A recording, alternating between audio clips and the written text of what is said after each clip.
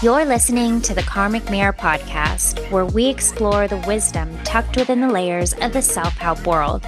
Together, we bridge the gap between esoteric teachings and practical tools for everyday life, with self-love and personal growth at the heart of each conversation.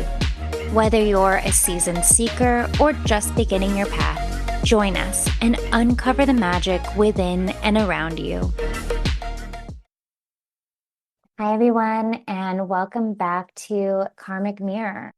We are so excited to share the second in our new series of monthly new moon tarot readings with Liz Pratt. And the timing feels especially powerful because last month, on our very first launch of this series, we had a new moon in Virgo, and it was at 0 degrees of Virgo. And now we're closing that cycle sort of with this second Virgo new moon, which I think is somewhat rare. It doesn't always happen that we have two consecutive new moons in the same sign.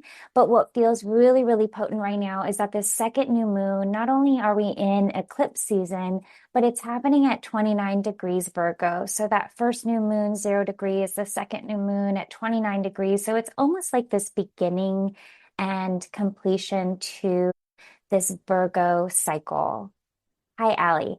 Hello. Yeah, I love it when I love it when you talk astrology to me, Michelle. And it is a very unique thing. Obviously, when it's in Virgo, my ears always perk up and I start, because I have a Virgo rising, so I start to really pay attention and understanding that uniqueness of where those pop up in regards to your chart. And I know a lot of astrologers that I listen to say, look at your chart and see where that falls close to the degree. I'm not at that level yet, but for those of you who are interested, you can also check out where Virgo falls in regards to those degrees. Is that fair, accurate from your understanding? Yeah, totally. I mean, for you, Virgo is your rising sign, right? So, and we're, for you and I and anyone listening, at least for me, 100%, whenever I discuss astrology, I'm talking about whole sign houses. So for the rising sign, it's really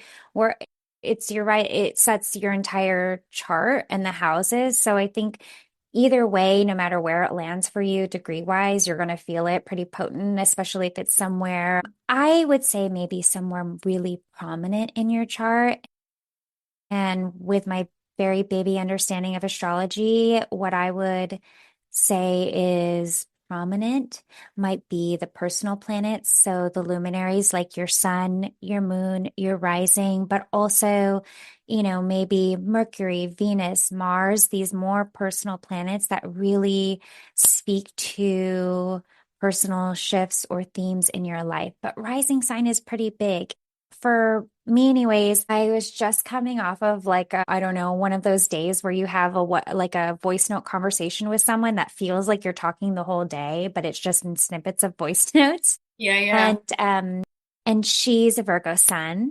And so she's like, this eclipse season is wild, like it's chaotic. And I think you'll hear that in many eclipse seasons, of course, but especially if you're feeling those Virgo shifts, those Virgo themes, or even back when we recorded the other one, it was like the Virgo Pisces axis, which you obviously are Pisces sun, you're Virgo rising. So it makes a lot of sense that you would feel it, especially like everyone's going to feel the energetic shifts, the astrology in varying degrees, depending on what is going on personally, but we're all going to maybe feel it collectively or see it collectively. Obviously for you, it's like you've mentioned, like it's really potent right now. Yeah, and I've been really busy from a time perspective and my time commitments this last month or so.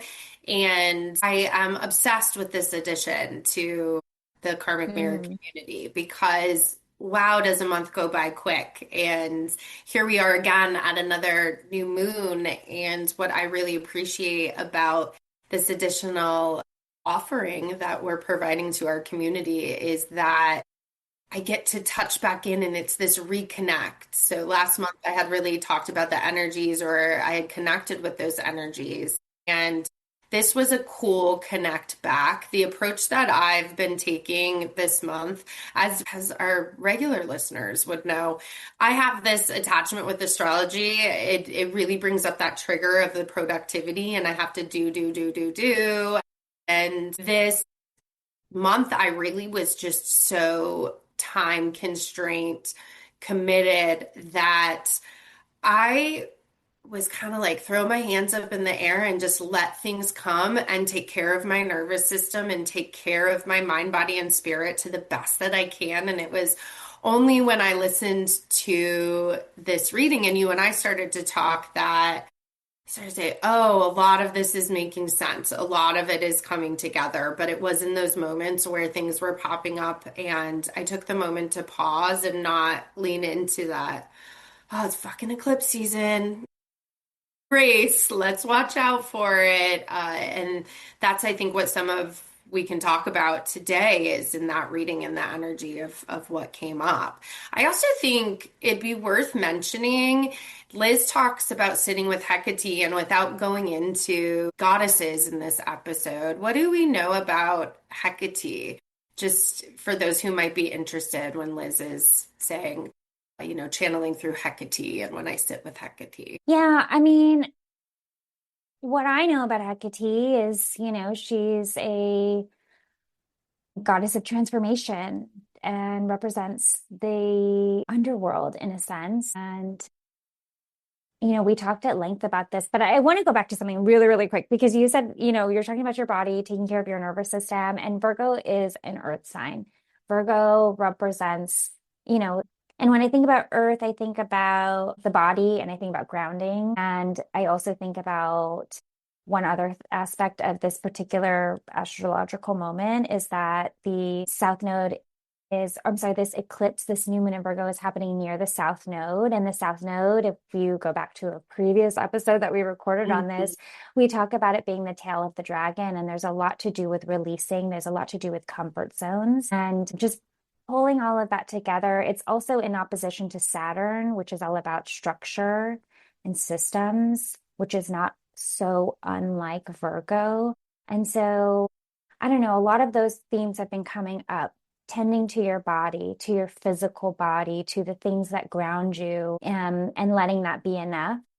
Dipping into that or leaning into the discipline or of the Saturn of it all, so that when things are chaotic, like you're saying, when things get really busy and your days feel so planned out, or whatever that looks like for you, you've done the groundwork. You've to really hold yourself through those moments and not get swept up in them. And I think that's been really, really interesting. And then, of course, like you said, the Hecate, the transformations, all of that happening at the same time during eclipse season.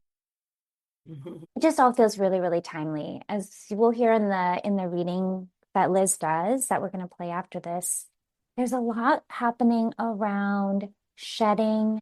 I also think with this particular new moon, even though we tend to associate new moons with like new beginnings, because it's happening at 29 degrees Virgo, it does feel like a completion. It does feel like shedding, like really, really what is really getting in your way? What are the obstacles that we are allowing, that we're choosing? And can we really, really let the chaotic, let the shake up, the transformative qualities of eclipse season help us help ourselves get out of our own way, if that makes any sense.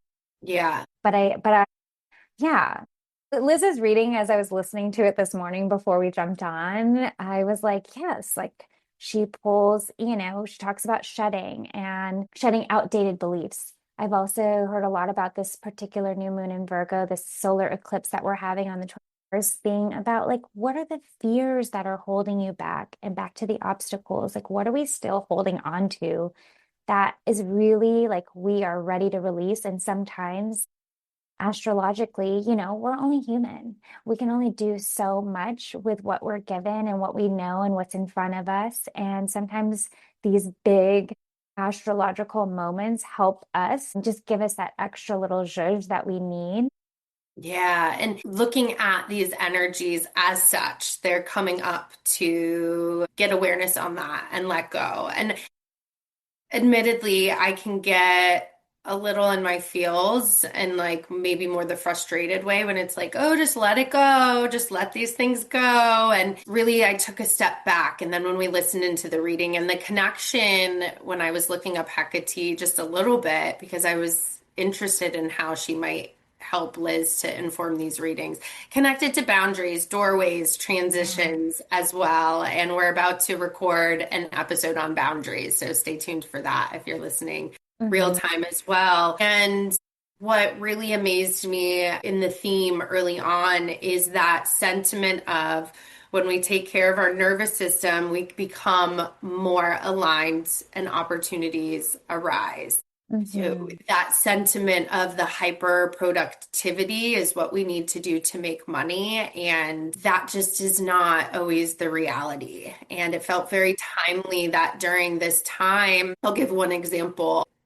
I freelance and I coach and I do a lot of other things. And for me, when I'm thinking about financial success, it's really easy for me to lean back into, well, if I just got a 9 to 5 job, that would solve all of my financial problems and quote unquote problems. And this reading really validated for me where my thoughts had been going because every time that ego crept up, I would start to be like, just pause. One, you are too busy to go down a rabbit hole right now Hmm. about all of this stuff. And two, let's keep going with this energy and see what's going on abundantly here. And one really cool example of, and it's that balance of surrendering and letting go, which can oftentimes be a little tricky for me, I'll say personally. And I had a freelance client, a gig cancel, and I was feeling a little frustrated because, they have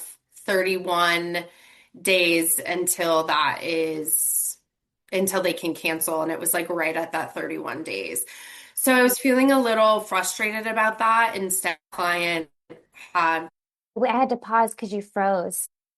well, hold on one second.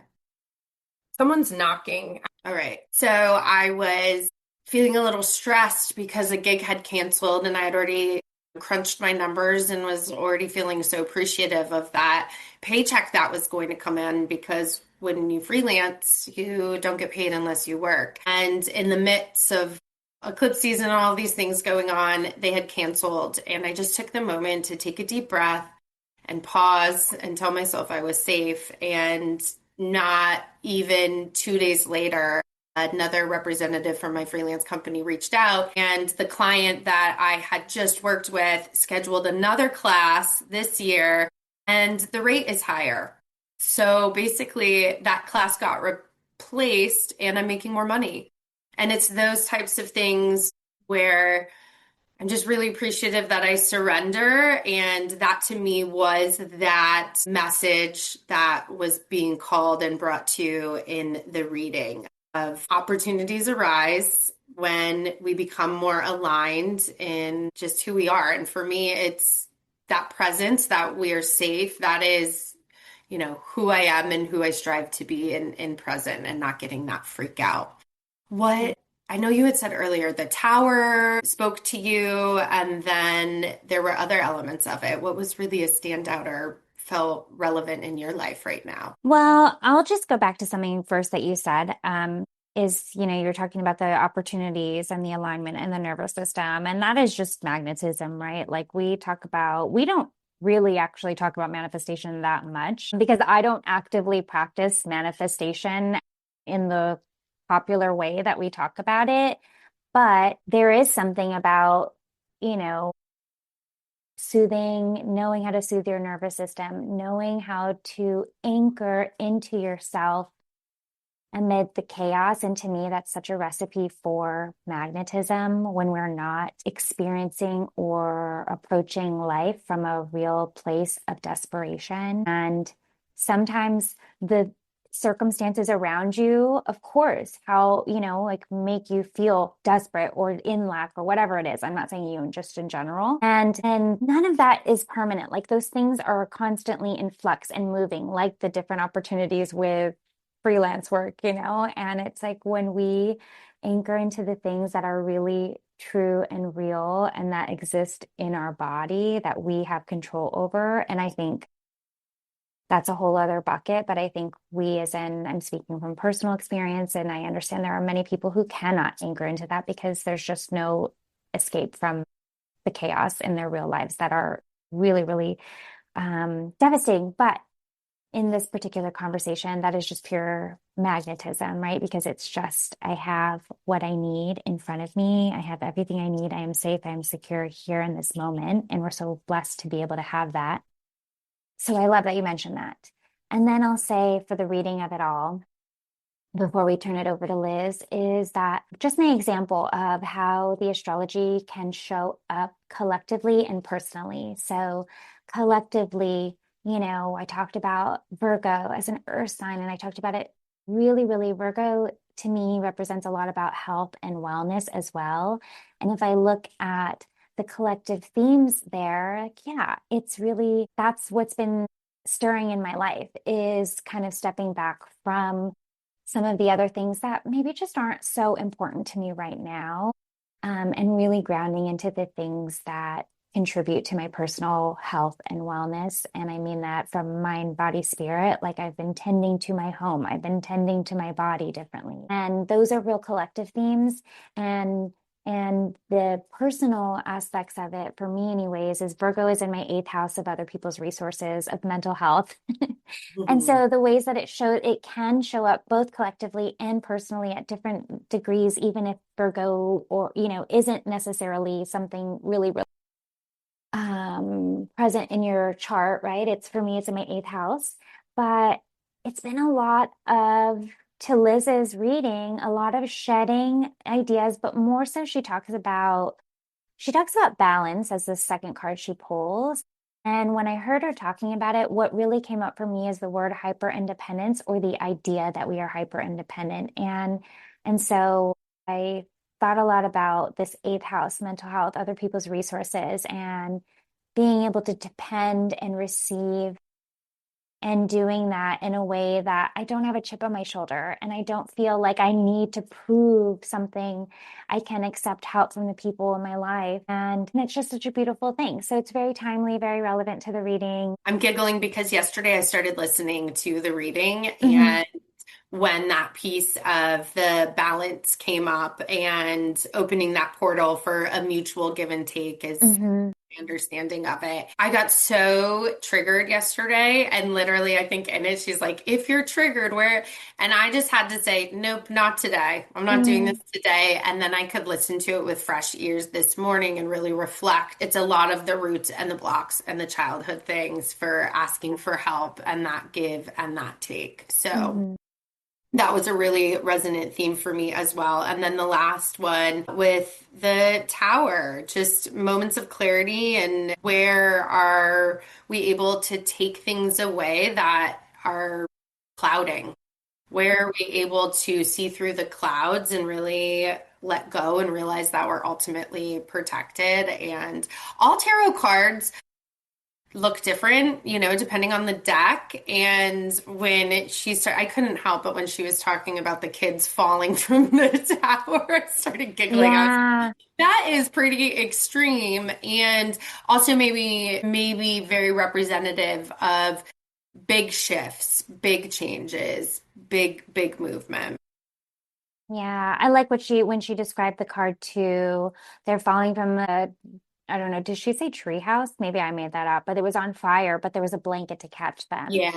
And to what you said earlier about surrender and letting go, I think people, and I don't know, but I think sometimes people can confuse surrender with giving up. And for me, surrender is so kitly tied to trust, and trusting that I don't have to have all the answers and I don't have to control every outcome.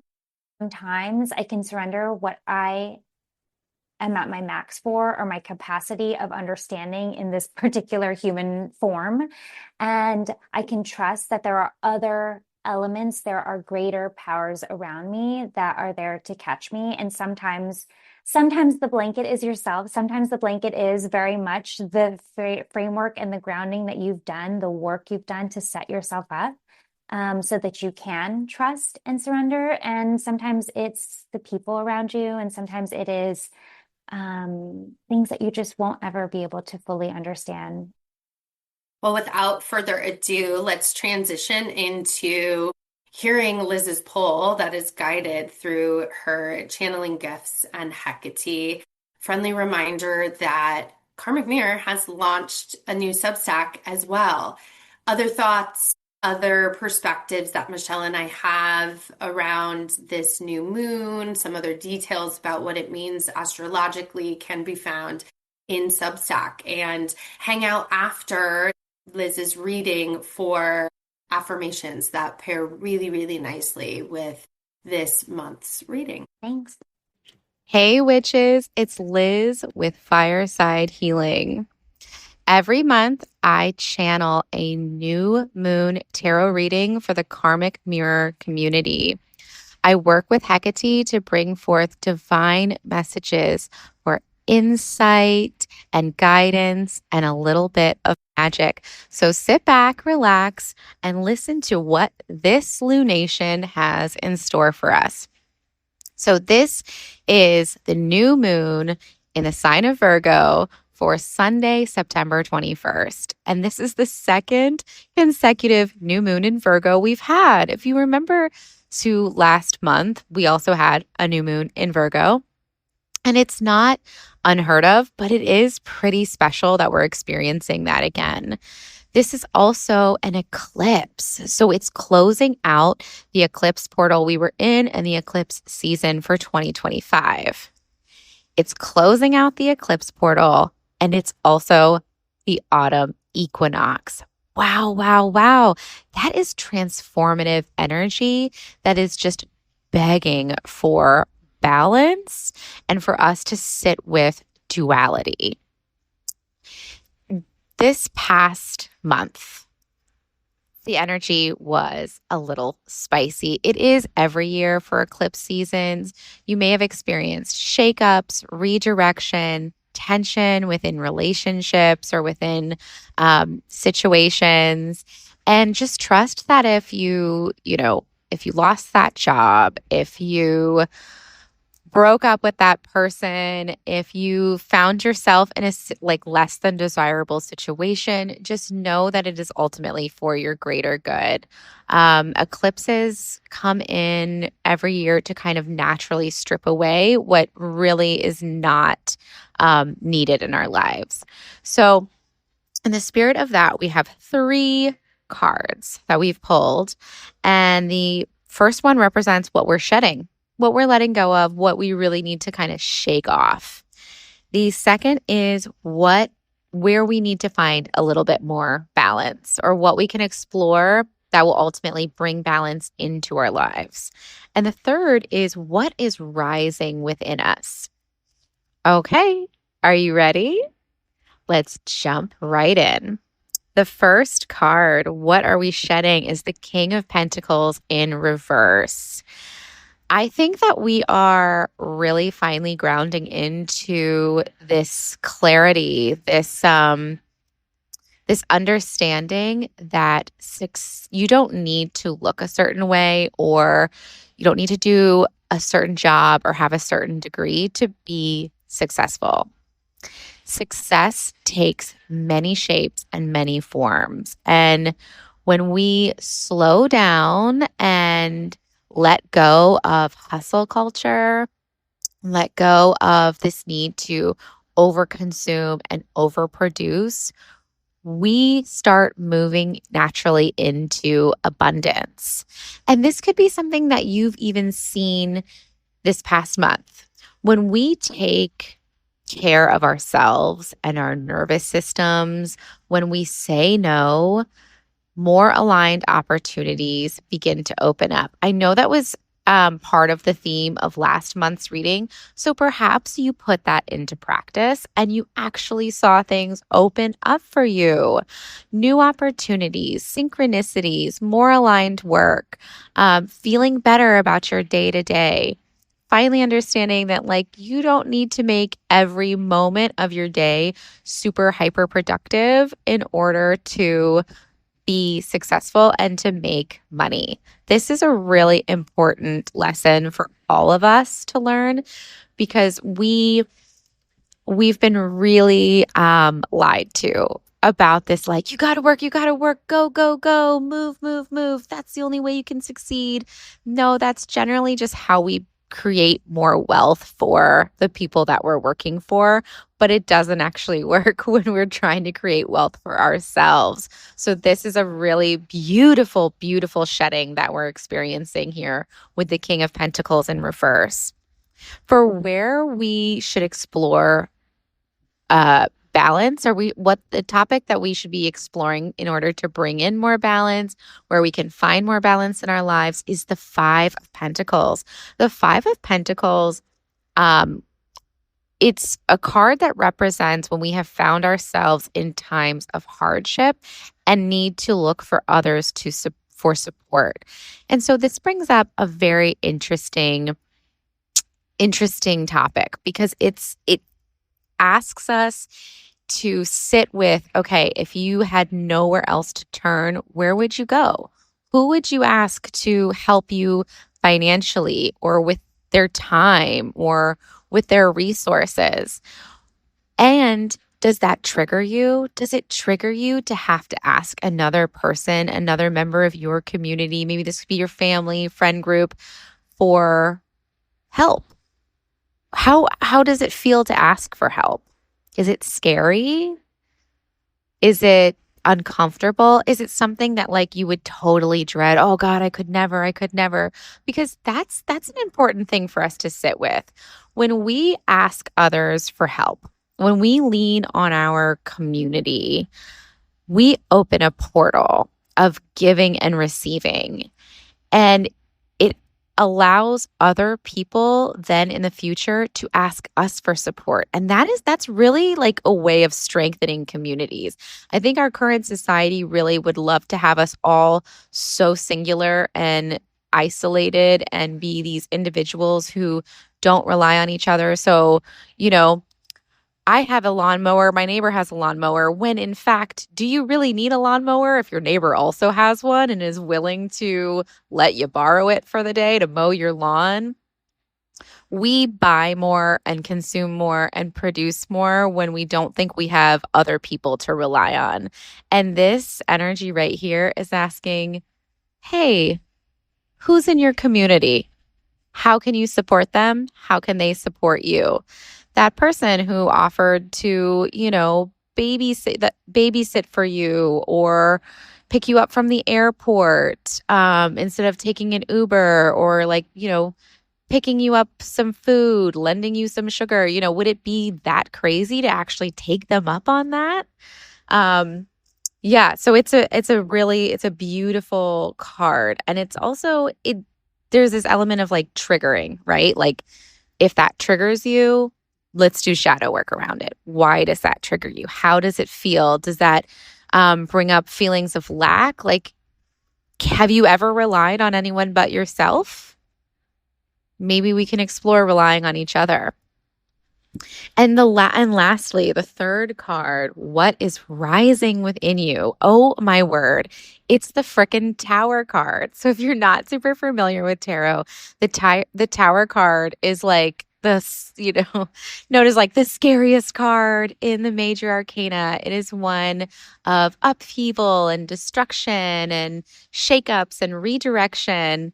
And it's also a card of aha moments, clarity, and insight, because it is taking away the things that are clouding our minds and our bodies and our energies so that we can clearly see the situation.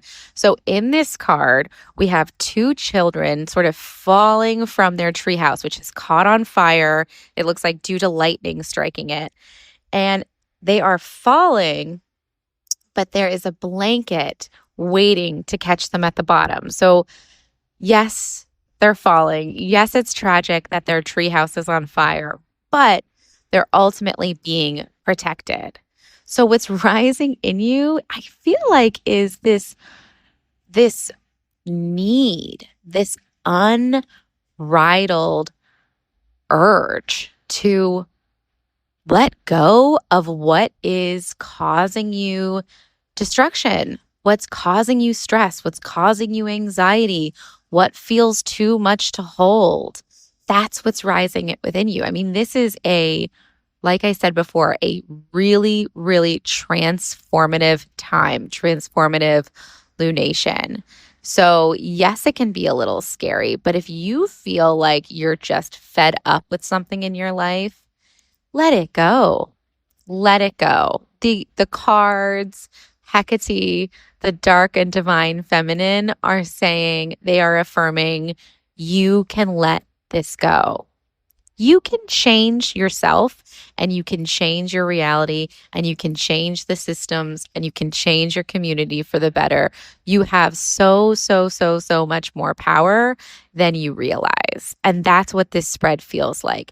It feels like letting go of the narratives that really are limiting you and limiting your ability to be successful, however that looks, to lean a little bit more on your community for support in order to create and flourish. And then also in time, open yourself up to support your community.